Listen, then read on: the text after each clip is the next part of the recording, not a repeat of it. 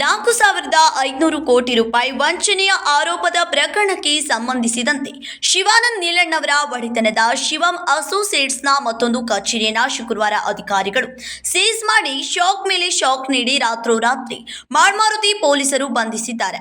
ಶಿವಬಸವ ನಗರದ ನಿವಾಸದಲ್ಲಿ ದಾಳಿ ಮಾಡಿದ ಅಧಿಕಾರಿಗಳು ಅಲ್ಲಿ ಯಾವುದೇ ದಾಖಲೆ ಸಿಗದ ಹಿನ್ನೆಲೆಯಲ್ಲಿ ಧರ್ಮನಾಥ ಭವನದ ಬಳಿ ಇರುವ ಶಿವಂ ಅಸೋಸಿಯೇಟ್ಸ್ ಆಮದು ರಫ್ತು ಕಚೇರಿಯಲ್ಲಿ ದಾಳಿ ನಡೆಸಿ ಸೀಸ್ ಮಾಡಿದ್ದಾರೆ. ಒಬ್ಬ ನೋಂದಣಾಧಿಕಾರಿ ತನಿಖೆಯಲ್ಲಿ ಭಾಗಿಯಾಗಿ ನೀಲಣ್ಣವರ ಅಕ್ರಮ ಸಂಪಾದನೆಯ ಬಗ್ಗೆ ವಿಚಾರಣೆ ನಡೆಸಿದ್ದಾರೆ. ನಿನ್ನೆ ಮಧ್ಯರಾತ್ರಿವರೆಗೆ ಶಿವಾನಂದ ನೀಲಣ್ಣವರ ಅವರನ್ನು ಅಧಿಕಾರಿಗಳು ತೀವ್ರವಾಗಿ ವಿಚಾರಣೆ ನಡೆಸಿ ಬಳಿಕ ಮನೆಗೆ ಕಳಿಸಿದ್ರು. ಆದರೆ ಪ್ರಕರಣದ ಗಂಭೀರತೆಯ ಹಿನ್ನೆಲೆ ಇಂದು ಮತ್ತೆ ವಿಚಾರಣೆ ಆರಂಭವಾಗಿದೆ. ಮಾಜಿ ಸೈನಿಕರು ಹಾಗೂ ಸಾರ್ವಜನಿಕರಿಗೆ ಹೆಚ್ಚಿನ ಬಡ್ಡಿದರ ನೀಡುವುದಾಗಿ ಆಮಿಷವೊಡ್ಡಿ ಹಣ ಸಂಗ್ರಹಿಸಿ ದುರುಪಯೋಗ ಮಾಡಿಕೊಂಡ ಆರೋಪ ಕೇಳಿ ಬಂದಿದೆ.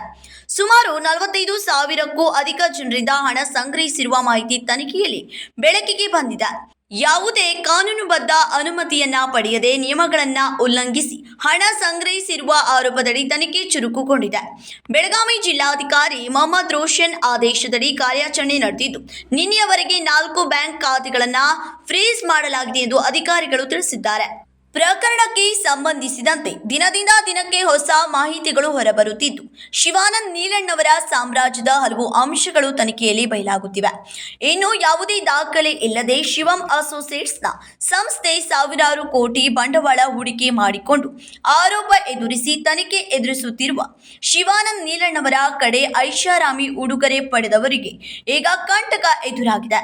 45,000 ಕೋಟಿ ರೂಪಾಯಿ ಬಂಡವಾಳ ಹೂಡಿಕೆ ಮಾಡಿಕೊಂಡು ಬಹುತೇಕ ಮಾಜಿ ಸೈನಿಕರಿಂದ ಯಾವುದೇ ದಾಖಲೆ ನೀಡದೆ ಹಣ ಹೂಡಿಕೆ ಮಾಡಿಕೊಂಡು ದೊಡ್ಡ ದೊಡ್ಡ ಕಾರ್ಯಕ್ರಮದ ಹೆಸರಿನಲ್ಲಿ ಸಾರ್ವಜನಿಕರನ್ನ ಸೇರಿಸಿ ಮನರಂಜನಾ ಕಾರ್ಯಕ್ರಮ ಎಂದು ಜನರಿಗೆ ಹಣ ಹೂಡಿಕೆ ಮಾಡುವಂತೆ ಪ್ರೇರೇಪಿಸಿದವರಿಗೆ ಶಿವಾನಂದ ನೀಲಣ್ಣವರ ಐಷಾರಾಮಿ ಉಡುಗೊರೆ ನೀಡಿದ್ದಾರೆ ಎನ್ನುವ ಗುಮಾನಿ ಎಲ್ಲೆಡೆ ಹರಡಿದೆ.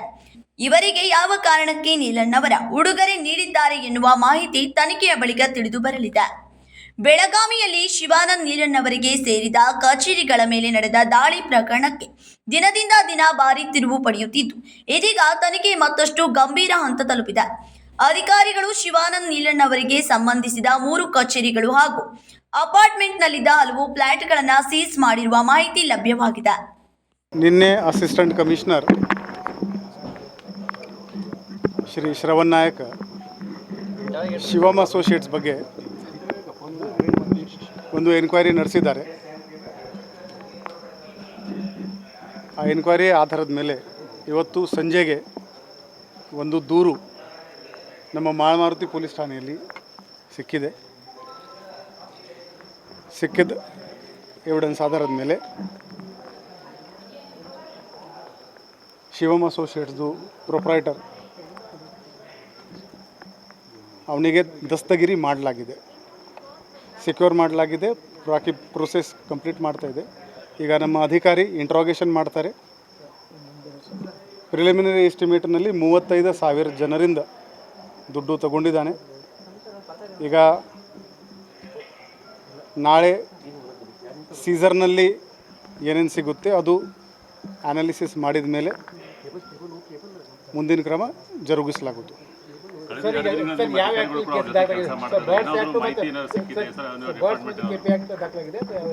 ಈ ಕೇಸ್ KPID ಆ್ಯಕ್ಟ್ ಸೆಕ್ಷನ್ ಮತ್ತು ಬರ್ಡ್ಸ್ ಆ್ಯಕ್ಟ್ ಸೆಕ್ಷನ್ ಪ್ರಕಾರ ದಾಖಲೆ. ಈ ಮೇನ್ ಓನರ್ ಮತ್ತು ಅವೊಂದು ಸಹಕಾರಿಗಳು. ಬಾಕಿ ಈ ವಿಚಾರದಲ್ಲಿ ನಾಳೆ DC ಮತ್ತು ನಾನು ಒಂದು ಪ್ರೆಸ್ ಬ್ರೀಫಿಂಗ್ ಮಾಡ್ತೀವಿ. ನಮ್ಮ ಅಸಿಸ್ಟೆಂಟ್ ರಿಜಿಸ್ಟ್ರಾರ್ ಕೋಆಪರೇಟಿವ್ ಸೊಸೈಟಿ. ಈಗ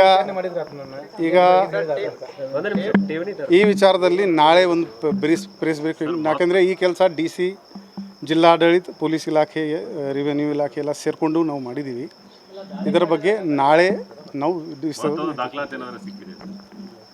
ಈಗ ಸಾಕಷ್ಟು ದಾಖಲಾತಿಯಲ್ಲಿ ಕಚೇರಿನಲ್ಲಿ ಇದೆ, ಸೀಲ್ಡ್ ಮಾಡಲಾಗಿದೆ.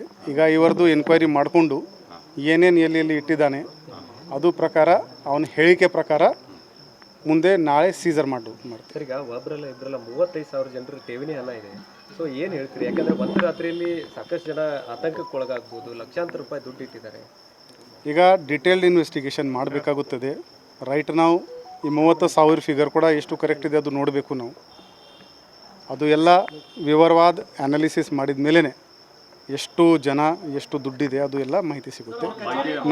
ನಾಳೆ ಮಾನ್ಯ ಡಿ ಸಿ ಅವರ ಜೊತೆಗೆ ನಾವೊಂದು ಬೆಳಿಗ್ಗೆ ಒಂದು ಪ್ರೆಸ್ ಕಾನ್ಫರೆನ್ಸ್ಗೆ ನಿಮಗೆ ಕರೆಯಲಾಗುತ್ತೆ. ಎಲ್ಲ ಕಚೇರಿ ಮೇಲೆ ದಾಳಿ ಆಗಿತ್ತು ಅಥವಾ ಒಂದೇ ಕಚೇರಿ ಮೇಲೆ ದಾಳಿ ಆಗಿತ್ತು ಅಂತ? ಎರಡು ಕಚೇರಿ ಮೇಲೆ. ಅಲ್ಲ ಹುಕ್ಕೇರಿಯಲ್ಲಿನೂ ಅವರು ಕಚೇರಿ ಇದೆ, ಅವ್ರ ಮನೆಗಳು ಇದಾವೆ, ದಾಳಿ ಅನ್ಸೋದು ಎಲ್ಲ ಕಡೆ ಆಗಬೇಕು, ಎಷ್ಟೇ ಯಾಕಾಯಿತು ಅಂತೇಳಿ. ಯಾಕಂತಂದರೆ ಇನ್ವೆಸ್ಟಿಗೇಷನ್ ಎಲ್ಲ ನಮಗೆ ಎಷ್ಟು ಮಾಹಿತಿ ಇದೆ ಅದರ ಪ್ರಕಾರ ಕ್ರಮ ಜರುಗಿಸಲಾಗಿದೆ. ಕೇಳು ಬಂದಿದೆ ಅಂತ ಬೇರೆ ವಿಚಾರ ಇರುತ್ತೆ. ಪಕ್ಕಾ ಇನ್ಫಾರ್ಮೇಷನ್ ಮಹಾರಾಷ್ಟ್ರದಲ್ಲಿ ಇದೆ ಅಂತ ನಾವು ಕೇಳಿದ ಮೇಲೆ ಒಂದು ಅಡ್ರೆಸ್ ಇಲ್ಲ, ಪುಣೆನಲ್ಲಿ ಕಚೇರಿ ಇದೆ ನಾವು ಚೆಕ್ ಮಾಡಿದ ಮೇಲೆ ಒಂದು ಅಡ್ರೆಸ್ ಇಲ್ಲ. ಸೊ ಕೇಳಿದ ಮೇಲೆ ಕೆಲಸ ಮಾಡೋಕ್ಕೆ ಆಗಲ್ಲ. ಏನೇನು ಮಾಹಿತಿ ಬರ್ತಾ ಇದೆ ಸಿಗ್ತಾ ಇದೆ ಅದರ ಮೇಲೆ ಕ್ರಮ ಜರುಗಿಸಲಾಗುತ್ತದೆ. ದಾಳಿಯ ವೇಳೆ ಕಚೇರಿಯಲ್ಲಿದ್ದ ಕಂಪ್ಯೂಟರ್ಗಳು, ಲ್ಯಾಪ್ಟಾಪ್ಗಳು, ಮಹತ್ವದ ದಾಖಲೆಗಳು ಹಾಗೂ ನೂರಾರು ಕೋಟಿ ರೂಪಾಯಿ ಮೌಲ್ಯದ ಬಾಂಡ್ಗಳನ್ನು ಅಧಿಕಾರಿಗಳು ವಶಕ್ಕೆ ಪಡೆದಿದ್ದಾರೆ. ಇದೇ ವೇಳೆ ಶಿವಾನಂದ್ ನೀಲಣ್ಣವರ ಬಳಸುತ್ತಿದ್ದ ಮೊಬೈಲ್ ಫೋನ್ ಕೂಡ ಸೀಸ್ ಮಾಡಲಾಗಿದ್ದು, ಡಿಜಿಟಲ್ ವ್ಯವಹಾರಗಳ ಮಾಹಿತಿ ಸಂಗ್ರಹಿಸಲು ತಾಂತ್ರಿಕ ಪರಿಶೀಲನೆ ಆರಂಭಿಸಲಾಗಿದೆ ಎಂದು ತಿಳಿದು ಬಂದಿದೆ. ಅಧಿಕಾರಿಗಳು ಶಿವಾನಂದ್ ನೀಲಣ್ಣವರ ಅವರನ್ನು ತಡರಾತ್ರಿವರೆಗೆ ತೀವ್ರ ವಿಚಾರಣೆಗೆ ಒಳಪಡಿಸಿದ್ದು, ಮತ್ತಷ್ಟು ದಾಖಲೆ ಹಾಗೂ ಹಣಕಾಸು ವ್ಯವಹಾರಗಳ ವಿವರಣೆ ನೀಡುವಂತೆ ಸೂಚಿಸಿ ಶುಕ್ರವಾರ ಬೆಳಗ್ಗೆ ಮತ್ತು ವಿಚಾರಣೆಗೆ ಹಾಜರಾಗುವಂತೆ ನೋಟಿಸ್ ನೀಡಿದ್ದಾರೆ ಎನ್ನಲಾಗಿದೆ. ನಿನ್ನೆ ದಿವಸ ಮಾನ್ಯ ಜಿಲ್ಲಾಧಿಕಾರಿಗಳ ನಿರ್ದೇಶನದಂತೆ ಸ್ವಲ್ಪ ಮಾರ್ಕೆಟ್ ಇಂಟೆಲಿಜೆನ್ಸ್ ನಮಗೇನು ಬಂದಿತ್ತು, ಆ ಪ್ರಕಾರವಾಗಿ ನಾವು ಈ ಶಿವಮ್ ಅಸೋಸಿಯೇಟ್ ಏನು ಕಂಪನಿ ಇದೆ ಆ ಕಂಪನಿಗೆ ಏನು ಶಿವಾನಂದ್ ನೀಲಣ್ಣವರು ಏನು CM ಅಲ್ಲಿ ನಾವು ಒಂದು ಪ್ರಾಥಮಿಕ ತನಿಖೆಯನ್ನು ನಾವು ಸರ್ಕಾರಿ ಇಲಾಖೆ TR ಅವರು, SCP ಮಾರ್ಕೆಟ್ ಅವರು, ಆಮೇಲೆ ಈ ಜುರಿಸ್ಡಿಕ್ಷನಲ್ CP ಅವರು ಹೋಗಿ ಇನ್ವೆಸ್ಟಿಗೇಷನನ್ನು ಪ್ರಾಥಮಿಕವಾಗಿ ನಡೆಸ್ಕೊಂಡು ಬಂದಿದ್ವಿ. ಆ ಪ್ರಕಾರವಾಗಿ ಒಂದು ವರದಿಯನ್ನು ನಾವು ಈಗಾಗಲೇ ಮಾನ್ಯ ಜಿಲ್ಲಾಧಿಕಾರಿಗಳ ಮುಖಾಂತರ ಸರ್ಕಾರಕ್ಕೂ ಸಹಿತ ನೀಡಿದ್ದೇವೆ.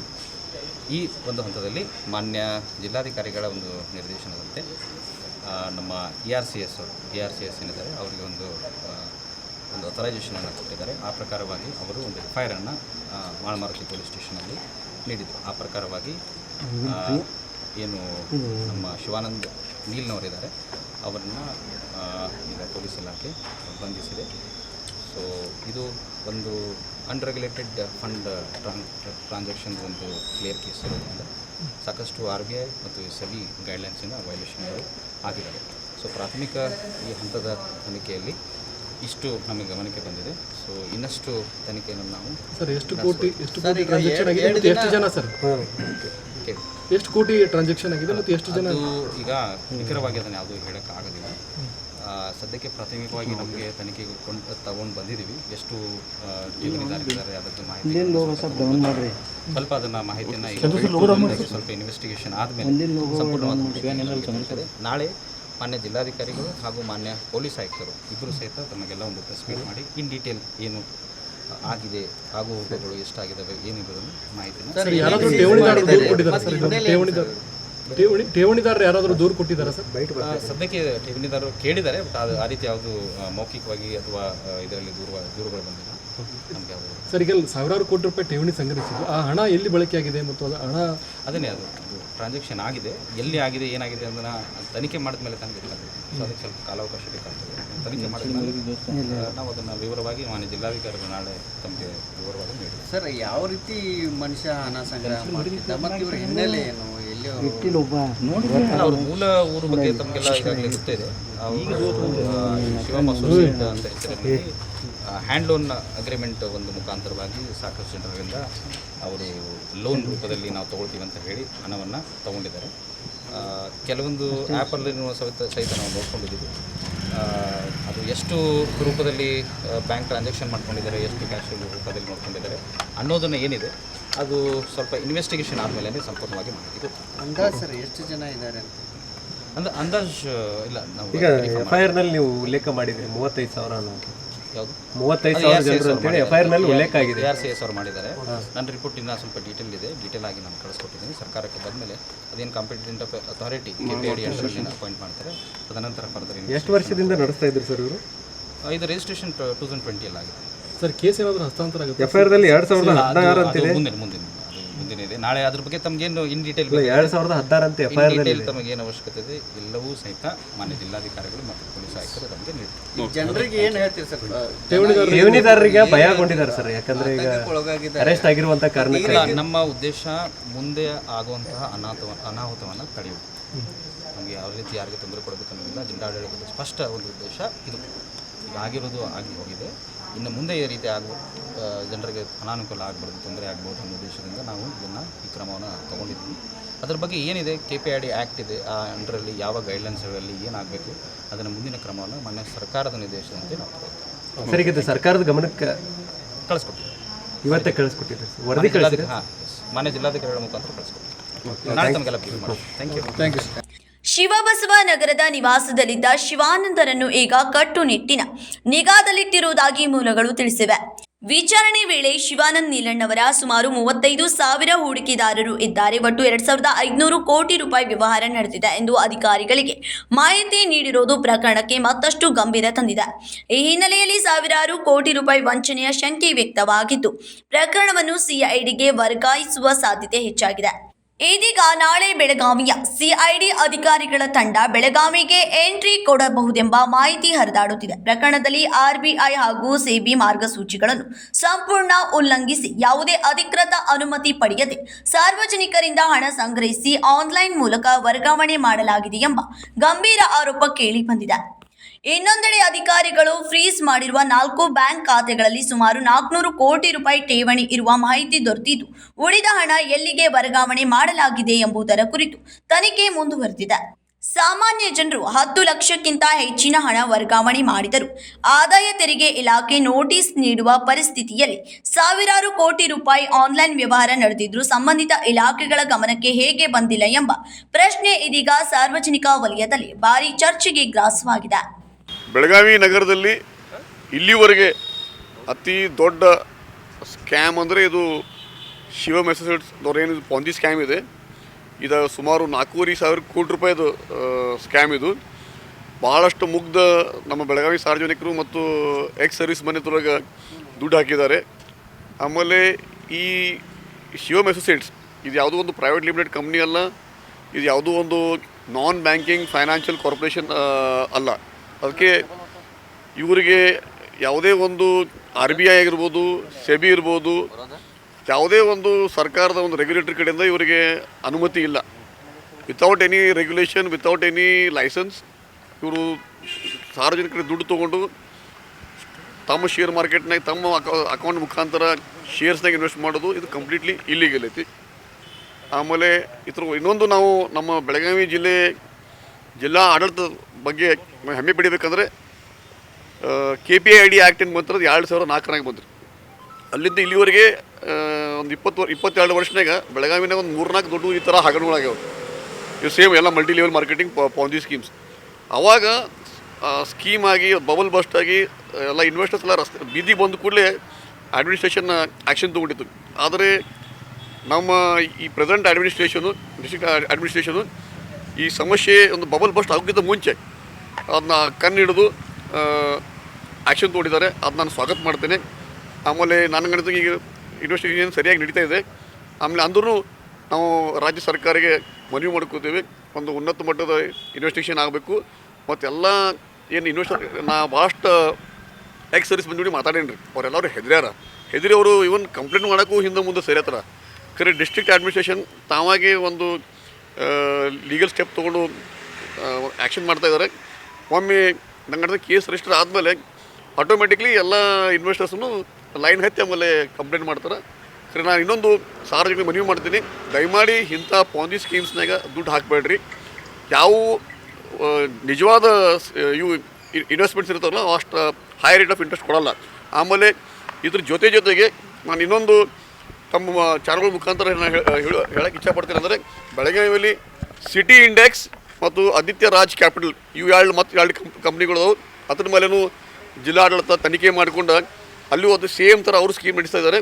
ಆದಿತ್ಯ ರಾಜ್ ಕ್ಯಾಪಿಟಲ್ದವ್ರಿಗೆ 5% ಇಂಟ್ರೆಸ್ಟ್ ಕೊಡ್ತಾ ಇದ್ದಾರೆ. ಇವರು 3.5 ಇವರು ಶಿವ ಅಸೋಸಿಯೇಟ್ಸ್. ಆದಿತ್ಯ ರಾಜ್ದವರು 5% ಕೊಡ್ತಾರೆ. ಅಂದರೆ ಒಂದು ವರ್ಷಕ್ಕೆ 60% ಆಗುತ್ತೆ. ಸೊ ಇವೆಲ್ಲ ಬೋಗಸ್ ಸ್ಕೀಮ್ಸ್. ಸಾರ್ವಜನಿಕರು ಸ್ವಲ್ಪ ಇದ್ರ ಬಗ್ಗೆ ಎಚ್ಚರಿಕೆಯಿಂದ ಇರಬೇಕು. ಶಿವಾನಂದ್ ನೀಲಣ್ಣವರ ಅವರ ಮನೆ ಹಾಗೂ ಕಚೇರಿ ಬಳಿ ಪೊಲೀಸ್ ಭದ್ರತೆ ಹೆಚ್ಚಾಗಲಿದ್ದು ಯಾವುದೇ ಅಹಿತಕರ ಘಟನೆ ನಡೆಯದಂತೆ ಕಟ್ಟುನಿಟ್ಟಿನ ನಿಗಾ ವಹಿಸಲಾಗಿದೆ. ಈ ಘಟನೆ ಬೆಳಗಾವಿಯ ಮಾಳ್ಮಾರುತಿ ಪೊಲೀಸ್ ಠಾಣೆ ವ್ಯಾಪ್ತಿಯಲ್ಲಿ ನಡೆದಿದೆ. ನಾಜಿಂ Betageri, KMM Kannada news, Belagavi.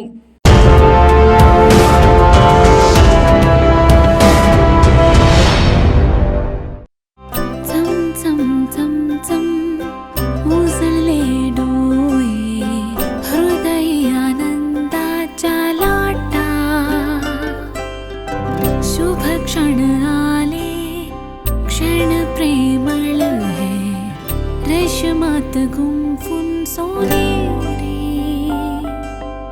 BS Channabasappa and Sons, The Textile Mall, Tilakwadi, Belagavi.